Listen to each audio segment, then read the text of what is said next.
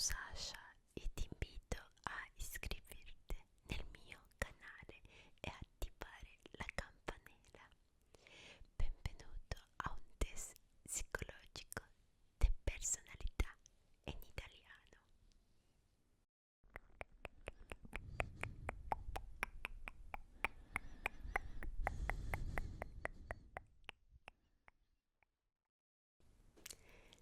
Ciao, cuoricino mio, come stai? Benvenuto a questo test psicologico di personalità. Oggi leggerò delle domande che tu dovrai visualizzare nella tua testa. Quindi rilassati molto bene. Allora, rilassatevi e concentratevi solo su voi stessi e ascoltate la vostra voce interiore. In questo caso ti invito a concentrarti soprattutto nella mia voce e ignorare tutti gli altri rumori intorno a te. Bene, per rispondere a ogni domanda cercate di annotare la prima cosa che vi viene in mente, senza pensare, per evitare che avvenimenti o opinioni altrui possano introdursi nella vostra risposta. Quindi, sei pronto? Ricordati, devi stare calmo, tranquillo, rilassato. Mettiti nella posizione più comoda per te. Concentrati. Dopo di ogni domanda prova a ricordare la prima cosa che ti verrà in mente. Va bene? Ok, cominciamo. Visualizza te stesso in piedi nel bosco insieme a una persona. Chi è questa persona? Ok, stai attraversando il bosco e vedi un animale non molto lontano da te. Quanto è grande questo animale e soprattutto che sensazione ti fa vederlo. Continua a camminare. Tratta di immaginare e visualizzare tutto nel tuo intorno, se è notte, se è giorno. Tutte queste cose possono indicare, diciamo, aspetti della tua personalità che potrebbero sorprenderti. Comunque, continua a camminare. Immagina la scena nei dettagli. Cosa succede quando i vostri occhi incontrano quegli animali? Che succede?